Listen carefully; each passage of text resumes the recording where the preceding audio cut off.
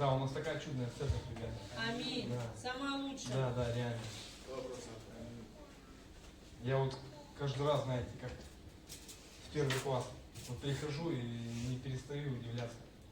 Вроде бы ничего особенного, вроде бы у нас нету, знаете, какого-то такого вот, масштабного пробуждения. Ну, мы все родные. Да, аминь. И для меня это является показателем, что мы не просто, знаете, церковь, да, как собрание людей, а мы семья. А семья это очень драгоценно. Это такая ценность, которая заставляет нас действительно жить. Поэтому цените то, что вы имеете. Дорожите вот туда, куда вас поместил Господь. Это Божья благодать. Аминь. Ну, знаете, мы буквально вчера приехали с города Волгограда и ездили на одну конференцию, где служил наш епископ, наш духовный отец это Анатолий Гельманов. И там было такое сильное послание. И Анатолий сказал такие вещи: то, что вы слышали, учите в церквях. И я понял, что нам нужно об этом говорить. Я не буду сейчас дублировать это учение, я поделюсь теми откровениями, которые есть у меня в сердце касательно этого вопроса. И мы будем сейчас говорить о сыновстве или о духе усыновления. Это очень важный момент. Мы об этом говорили много раз. У нас в церкви тоже было вот подобное учение, но после того, как мы съездили в Волгоград, знаете, это как будто с новой силой жило внутри меня. И я понимаю, об этом нужно дублировать, об этом нужно проговаривать, об этом нужно учить.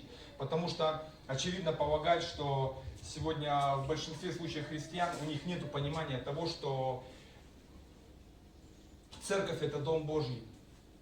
А мы это не просто номинально христиане или имеем какой-то, знаете, религиозный статус. Нет, мы дети Божьи. Поэтому если у нас произойдет вот эта внутренняя трансформация мышления, то наше поведение и наше отношение к самому происходящему, оно изменится по умолчанию. Это и есть сверхъестественно, когда меняется внутри генетика или происходит смена природы. Поэтому я об этом хочу сегодня говорить, и понятно, что это не сможет уложиться в одну проповедь. Да, это такое, знаете, глобальное учение, о котором нужно методично и детально подходить. Поэтому я понимаю, что люди, которые не пережили сегодня любовь Отца, или которые не понимают о том, что мы дети Божьи, есть еще такой термин, да, дух сиротства.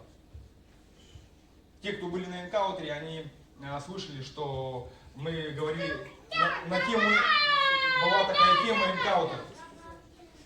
Тема энкаунтер, где конкретно говорилось о духе отверженности. Вот дух сиротства, одно из проявлений этого духа, это отверженность.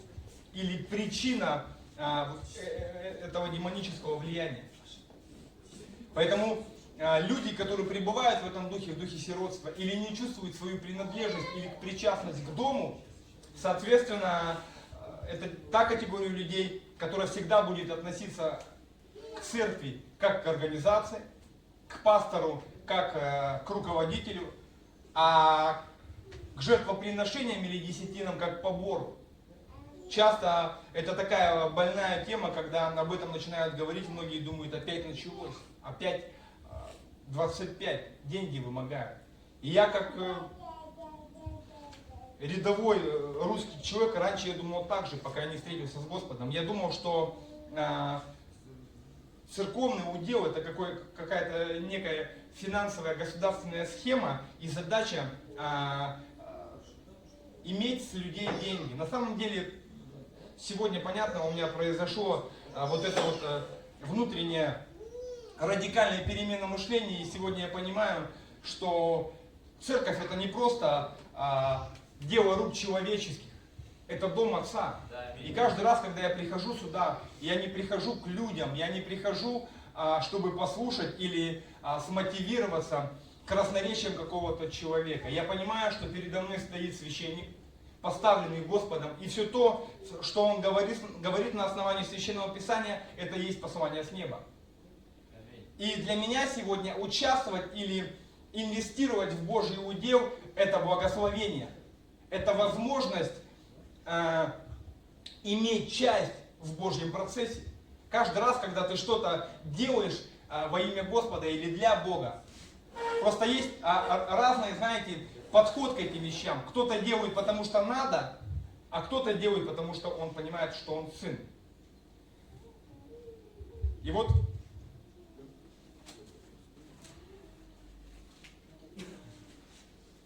проповедь я назвал следующим образом. Изменение природы. Изменение природы. Сразу хочу обратиться к Священному Писанию.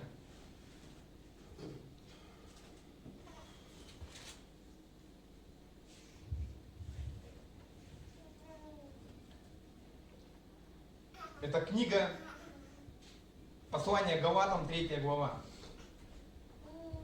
Мы должны понимать, сам процесс веры или верить в что-то, или верующим называться, это далеко не мистический процесс. Или не просто, знаете, какое-то абстрактное понимание, когда ты просто всего лишь говоришь, что ты в что-то веришь. Нет. Если мы будем изучать Священное Писание, то мы знаем, что праотец веры Авраам. Это первый человек, который упоминается как человек веры. И там написано, что Авраам поверил Богу, ему это вменилось в праведность. После этого семя Авраама начинает распространяться на Исаака, потом на Иакова, потом на 12 патриархов, которые вышли от Иакова, и распространяется до сегодняшнего дня. Мы вошли в этот труд. То есть мы являемся последователями некого семени, которое распространяется в века. И наша основная задача, это не просто, знаете, номинально участвовать во всем этом, а являть или являться потомком некой природы, которая была насаждена внутри тебя. Когда мы говорим о покаянии или радикальной перемене мышления, это говорит о том, что идет изменение природы. Это не просто, знаешь, ты поверил. Нет, внутри тебя попало семя, семя веры. Если мы говорим о физическом семени, да, когда передается от мужчины в женщину, то понятно, что происходит некое зачатие.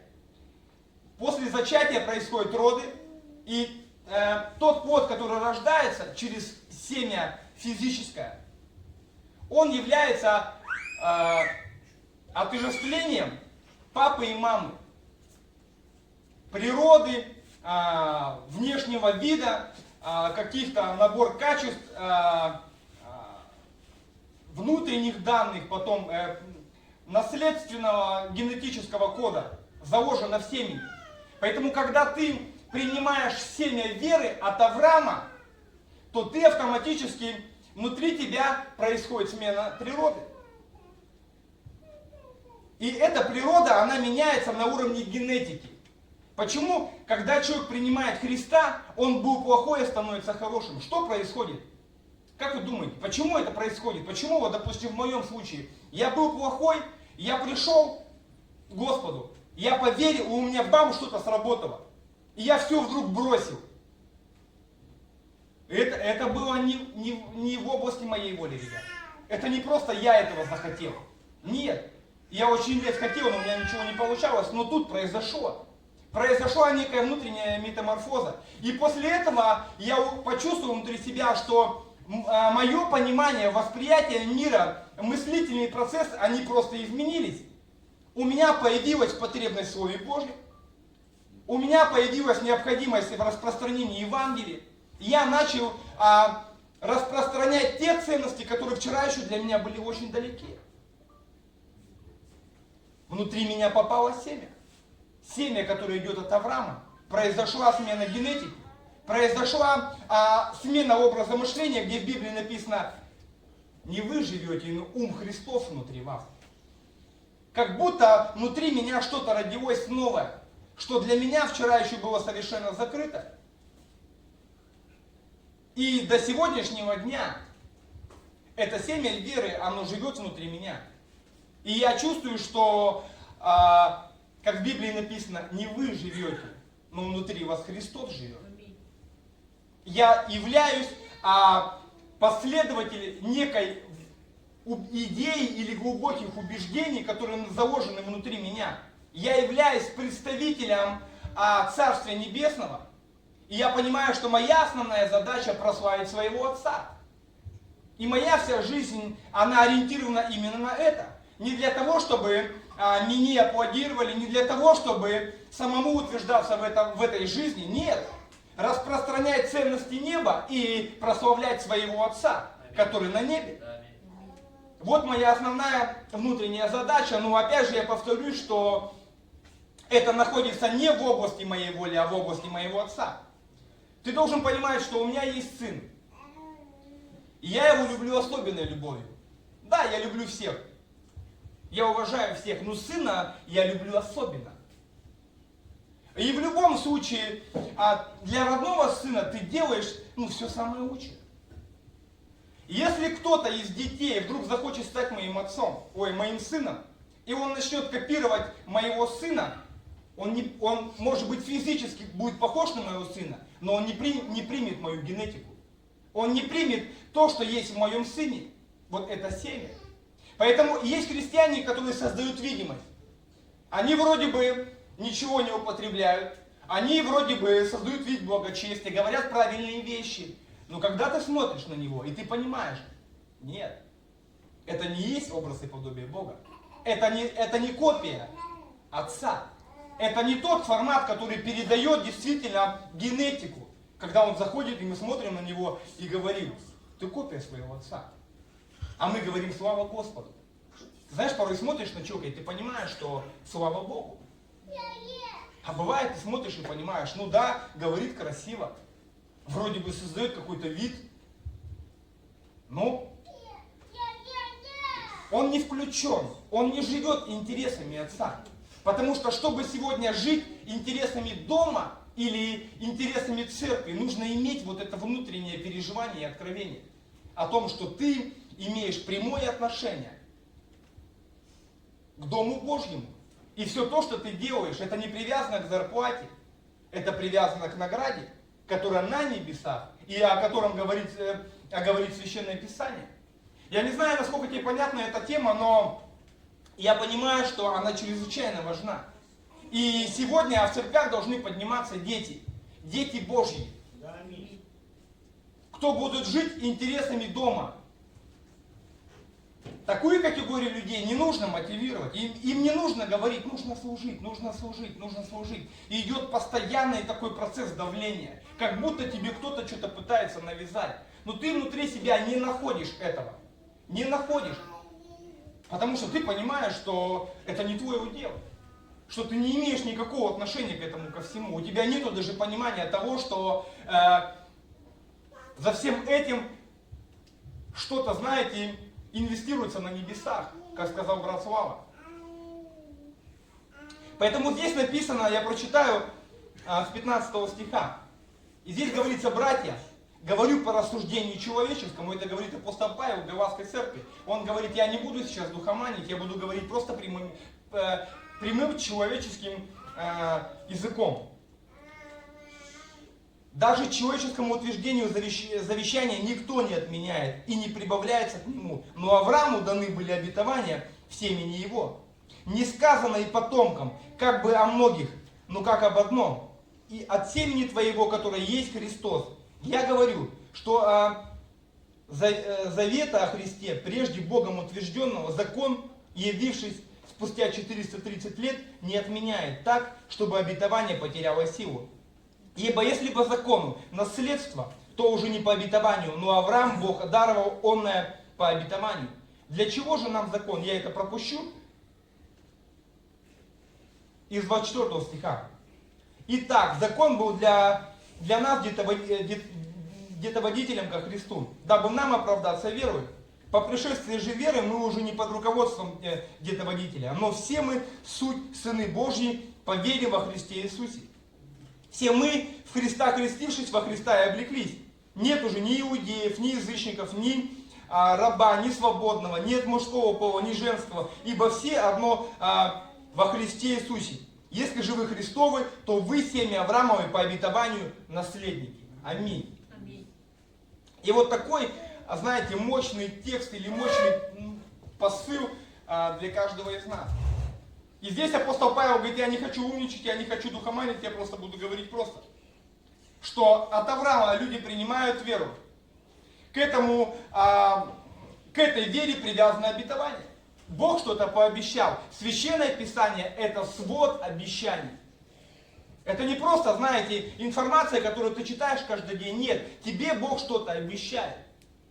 У каждого ребенка, который рождается в физическом мире, есть наследство. Каждый нормальный родитель, он собирает наследство для ребенка. То есть многие родители, они посвящают свою жизнь для того, чтобы передать что-то своим детям. После того, чтобы, когда они уйдут, чтобы дети вошли в труд, над которым не трудились, получили квартиры, получили еще что-то и начали продолжать свою генетику. Здесь написано о том, что когда Авраам поверил, Бог ему дал веру. И сказал, ты должен, через твое семя вера будет распространяться. Каждый, кто поверит, будет претендовать на наследство. То есть на Божьи обетования. Я не знаю, насколько ты в это веришь, но я верю, что у нас, как у верующих людей, мы не просто, знаете, прорываемся на этой земле. Не просто, знаете, выходим как бы из огня. Наша задача просто, вы знаете, пропхнуть на этой земле. Вот прийти на небесах, как вот, проскочить каким-то образом. Нет. Я верю, что нормальный родитель, нормальный Бог, Он заинтересован, чтобы мы здесь чувствовали себя хорошо. И там.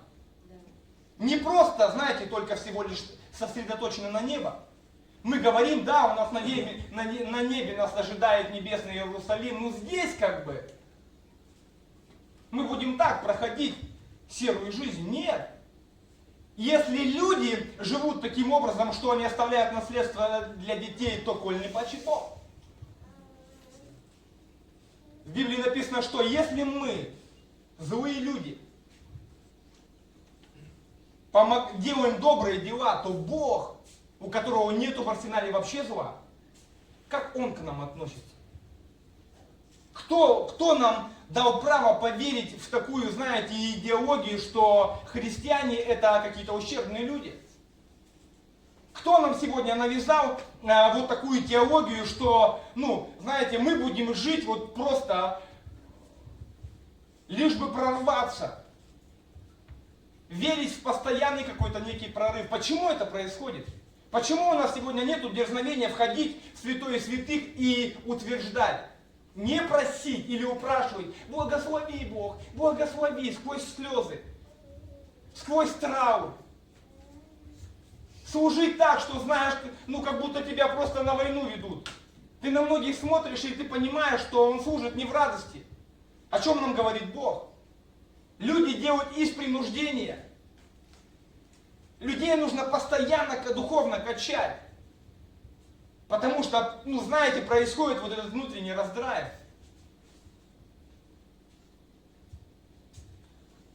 Соответственно, нам нужно, знаете, чтобы наша вера, она изменила вектор направления. Чтобы мы поняли, что мы не просто имеем статус прихожанства.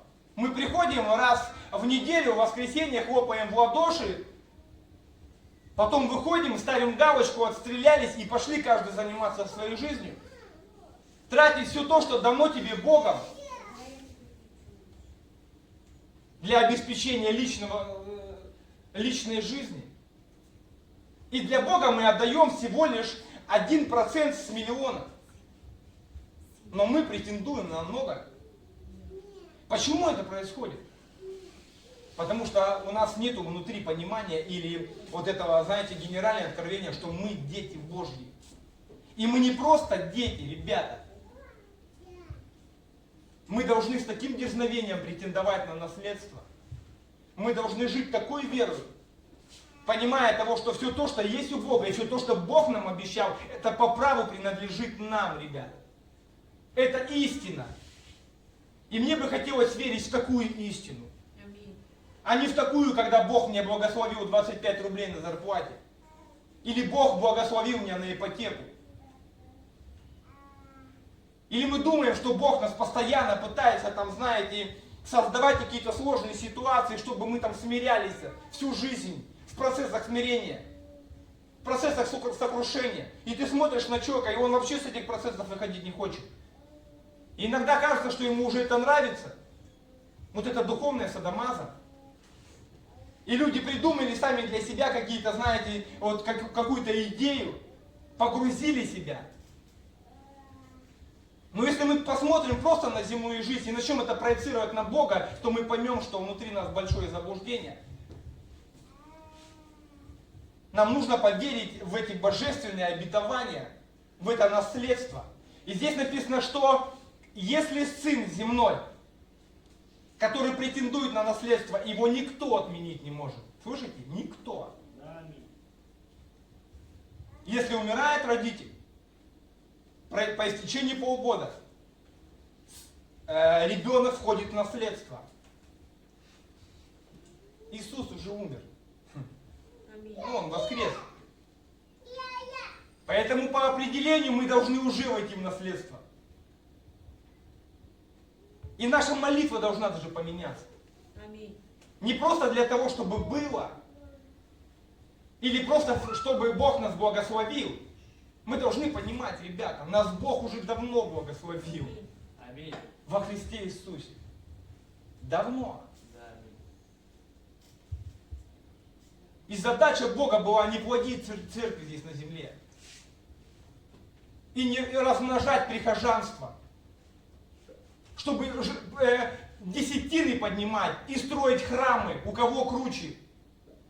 И потом ходить важной походкой и рассказывать, какой у нас звук и инструменты. Нет.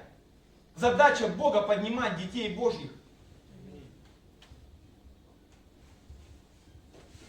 Чтобы мы несли Его генетику здесь на земле. Чтобы Его природа проявлялась внутри нас.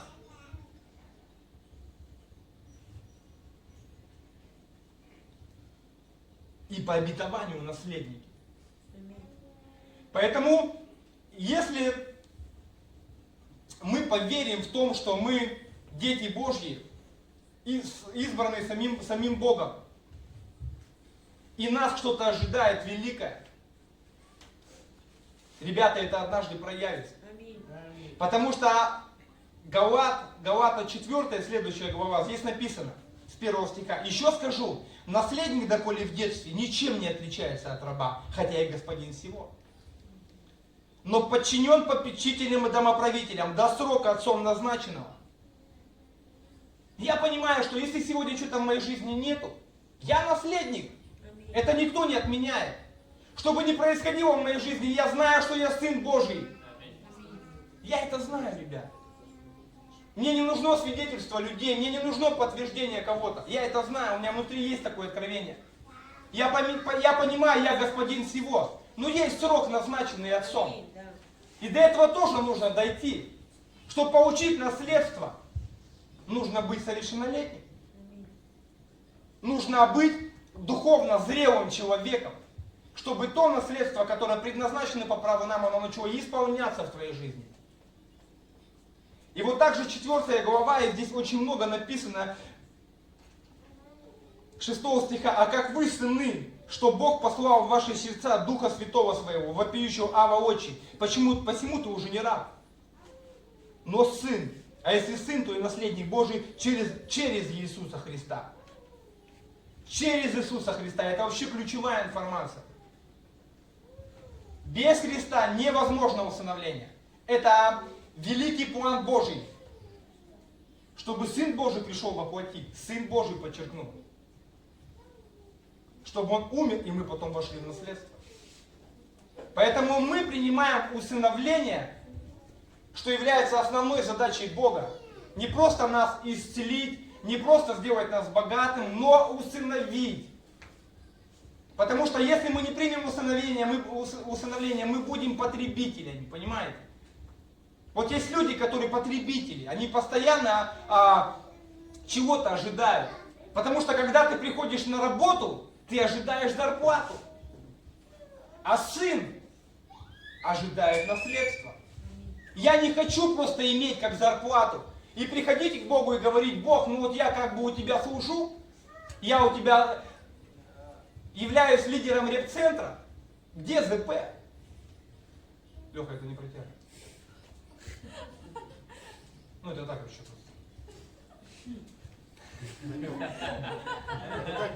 Леха меня не просит зарплату.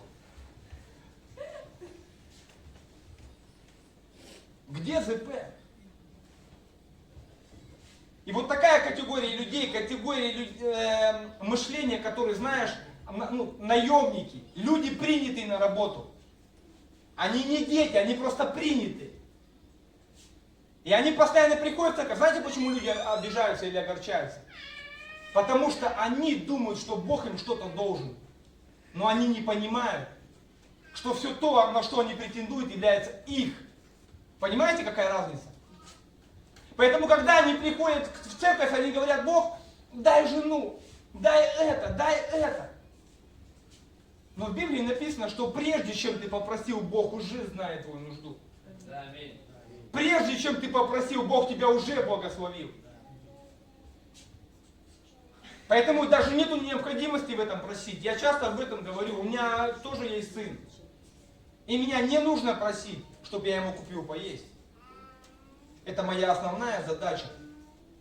И вся моя физиология, она сосредоточена на этом. И я реально хочу, чтобы мой сын ни в чем не имел нужду. Чтобы после того, как я ушел, мой сын не повторил моих ошибок. И чтобы он вошел в такое наследство, чтобы потом не думал, где взять денег на хлеб. И я об этом очень сильно думаю. Да. Поэтому я понимаю, что Бог, Он настолько любящий папочка, что Он 24 часа в сутки занят тем, чтобы, сделать тебе только хорошее. Потому что Он любящий и добрый. А мы думаем, что Он нас игнорирует, что Он бездействует. Молимся, молимся, молимся, как бы безответная любовь. Как будто Он сидит такой, ему не до нас. Или думает: вот сейчас еще 3 года будет молиться, и только после этого. Те, кто у нас бывает в гостях, те знают. Те, у кого есть дети, те тоже понимают. Когда дети просыпаются утром, им не надо упрашивать. Они просто просыпаются и начинают закатывать истерику. Ням-ням. Поверьте, они перед сном не молились об этом. Они не постились об этом. Только подумал. Папа пошел, уже купил машинку вчера. Прежде чем поехать с Волгограда сюда, я пошел в магазин, чтобы искать свою машинку. И я ее тщательно выбирал. Мне охота, чтобы когда я приехал, сын радовался. Он может через 2 часа взять ее и разбить. Я иду и еще покупать. Это сердце отца. Бог у нас совершенно другой.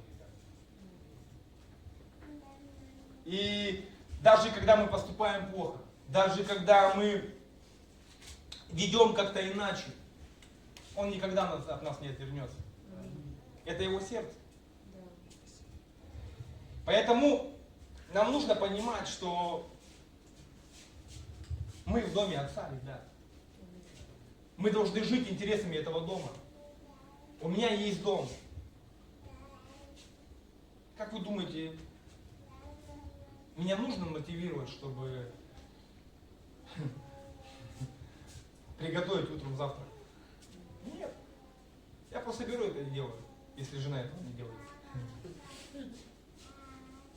Также нас не нужно убеждать в том, что дома нужно убрать уборку.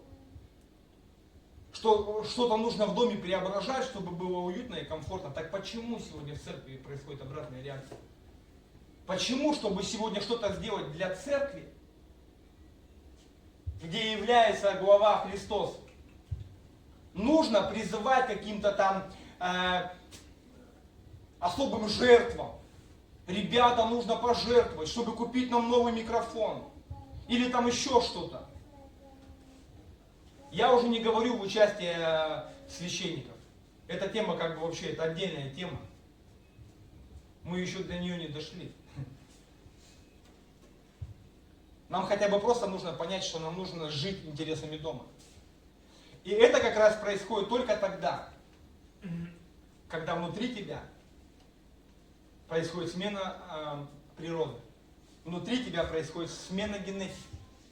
У тебя есть четкое убеждение, что ты сын Божий, что ты в доме Отца. И что у тебя есть великая награда, которую никто никогда не сможет отменить, потому что сам Бог это утвердил. Ефесянам 1 глава.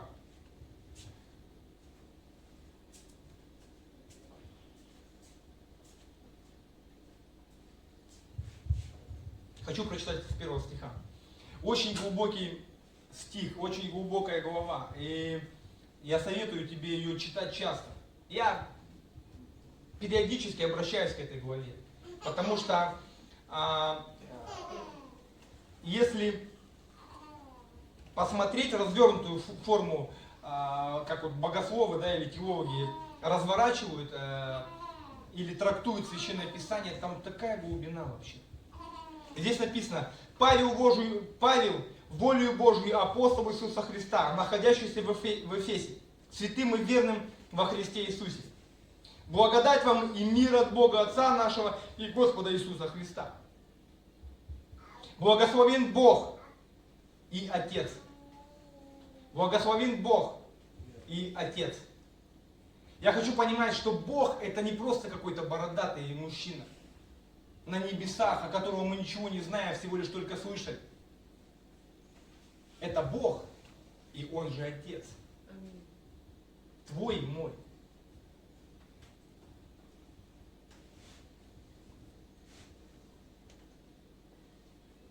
Благословивший нас, не благословит нас, а благословивший нас во Христе всяким духовным благословением на небесах. Аминь. Аминь. Ребята, Бог нас уже благословил во Христе Иисусе. Даже не нужно об этом просить. Уже все исполнилось. Уже все доступно. Уже все на поверхности. Проблема не в Боге, проблема не в Слове Божьем, проблема в наших убеждениях или понимании, или восприятии. Многие до сих пор еще ждут, что Христос должен прийти. Это вот иудеи, самая закрытая религия сегодня, которая, и они же распяли Христа, они до сих пор ждут, что Он придет. Так же, как Он избрал нас в Нем прежде создания мира, чтобы мы были святы и непорочны перед Ним в любви, предопределив усыновить нас через Иисуса Христа по благоволению воли Своей, в похвалу славы и благодати Своей, которую Он облагодетельствовал нас возлюбленным, в котором мы имеем искупление кровью Его, прощение грехов по богатству благодати Его, какую Он при избытке. Мне так вот эти слова нравятся, при избытке. Ну понимаете, это не просто, когда ты просишь: Господь, благослови трешечкой. Или благослови меня какими-то кроссовками. Здесь говорится о преизбытках. Преизбыток это сверх меры, ребят. Когда очень много. Когда не просто чуть-чуть или немножко, очень много. Поэтому здесь написано, что Бог нас по своему предопределению еще до создания мира, еще до того, как ты появился, Он уже предопределил, чтобы что? Усыновить тебя и благословить всеми духовными благословениями во Христе Иисусе. И дать тебе преизбыток. Мне нравится это слово. Я хочу, чтобы этот преизбыток проявился в моей жизни как в сыне. Даровал нам во всякой премудрости и разумении, открыв нам тайну своей воли, по своему благоволению, которое Он прежде положил в Нем, в устроении полноты времен, дабы все небесное и земное соединить под главою Христа. В Нем мы соделались наследниками, быв предназначены к тому по определению, совершившим по изволению воли Своей. Аминь. И вот это местописание, которое я сейчас прочитал, она говорит о том, что в принципе у Бога идея одна. Не просто, чтобы мы стали свободными, или стали успешными, или процветающими. Нет. Чтобы мы поняли одну прописную истину. Что у Бога задача, чтобы мы приняли все усыновления. Для чего? Чтобы даровать тебе преизбыток. Чтобы мы вошли в наследие. Чтобы мы вошли в эти благословения, которые утверждены в Священном Писании. И последнее местописание – это книга Малахии. Книга Малахия – это самая последняя книга Ветхого Завета. Самая последняя книга, самый последний стих. После этого Ветхий Завет кончается. 400 лет пауза, и потом начинается Новый Завет.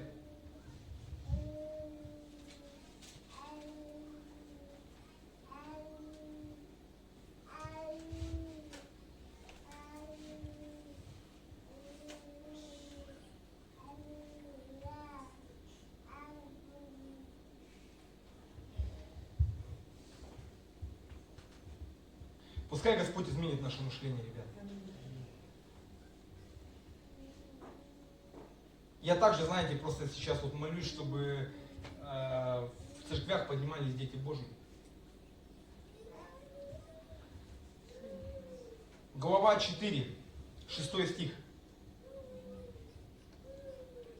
«И обратит сердца отцов к детям и сердца детей к отцам их, чтобы я, придя, не поразил землю проклятием». Точка.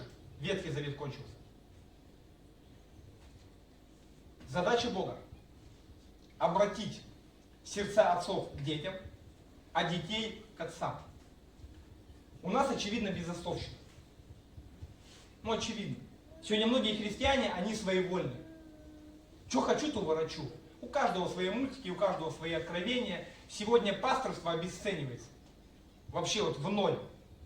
Сегодня пасторы это во многих церквях это бизнес-мотиватор или коуч, кто постоянно вдохновляет. Ну давай, пастор, надуй мне паруса, чтобы мне неделю как бы нормально не глючить. Или тот человек, который молится за людей, который исполняет какие-то духовные нужды. Это так. У меня однажды была такая ситуация, когда я родился свыше, я родился через отца, физического. То есть он был физический человек, но он родил меня в духе. И он был мой духовный отец. После этого, как я начал служить, он упал. Он вообще вышел с христианства. Сегодня он занимается 12-шаговой системой. Но суть в том, что я понял, что Бог через него активировал меня. И я потом длительное время служил, но я понял одно, что у меня нет духовного отца. В Библии написано, что наставников много, учителей много, а отцов мало. Ну это так. Сегодня очень важный аспект взаимодействия Бог и человек – это духовный отец. Когда мы проходили тему отверженность на инкаутере, это для того, чтобы внутри тебя ушла всякая отверженность, чтобы мы простили физического отца и принять духовного отца. Потому что если вот этот процесс прощения не происходит, ты не сможешь принять духовного отца как любящего папочку. Бог установил теократический порядок. Он поставил в церквях пастырей как духовных отцов или проводников его божественной любви. Но это так, это сейчас не я говорю, это говорит Слово Божье. Поэтому сегодня многие христиане, которые не имеют духовных отцов, они находятся, вот так называть, в безотцовщине. И это, знаешь, такая категория людей самовольных. Вот есть люди, знаешь, которые приходят там, у меня свои отношения с Богом, вот такие вот заключения. Я часто это слышу. Может быть, это сейчас грубо сказано, но их называют любя космонавтов. Которые говорят, а зачем нам пастора, а зачем нам вообще вот это все, это люди все придумали, у меня с Богом как бы на коротке, я прихожу с Ним, общаюсь и получаю Слово. Я не верю в такое христианство, потому что после того, как мой отец завалился духовный, я длительное время находился в безусловщине. И однажды я уперся в стену. Я понял, что мой духовный рост остановился. Что нету вот этого проводника, который бы смог давать мне должное духовное кормление. И потом я, по Божьему благоволению, по благодати Божьей, Господь дал мне отца. Я принял отцовство. И после этого я понял, как моя жизнь начала развиваться. Я понимаю, что Бог через него работает в мою жизнь. Он говорит в мою жизнь. Я получаю какие-то откровения, которые Бог лично мне не говорит. Он говорит только через него. Это я вам свидетельствую. Поэтому вот этот контакт сегодня потерянный во многих церквях. Сегодня действительно являются священнослужителями больше, знаете, люди философии. Они передают или трактуют какие-то библейские принципы, но не являются отцами для церковных людей. И здесь говорится о том, что задача Бога обратить сердца отцов к детям и детей к отцам. И дальше он говорит, чтобы я не пришел и не поразил проклятие. Вот это может произойти только в том случае, если мы поймем, что мы дети Божьи. Потому что очевидно помогает. Представляешь, бывает такое, к примеру, пастору 40 лет, а прихожанам, допустим, 60 и 70. Как однажды, помните, когда 3 глава Иоанна, когда Никодим, учитель того времени, фарисей, пришел к Иисусу, и он говорит, как я вообще могу тебя принять? Мне 70 лет, ты пацан молодой. И он начинает ему говорить, я и отец это одно, там вот эти вот все вещи. Он смотрит на него и говорит, в смысле это как? Головой, разумом вообще невозможно принять эту информацию. Если внутри тебя не пробудится вот это внутреннее откровение сыновства, то, соответственно, тяжело будет принять управление пастора как отца. А Бог к этому сегодня призывает. И очень важно сегодня, ребята, возвратить духовных отцов, восстановить отношения. И тогда Бог будет действовать. Тогда Бог начнет полноценно управлять своей церковью, как семьей, как его домом, где он является глава. Поэтому вот о чем нам нужно молиться, ребята, в последнее время. Вот нам о чем нужно в какую сторону развиваться.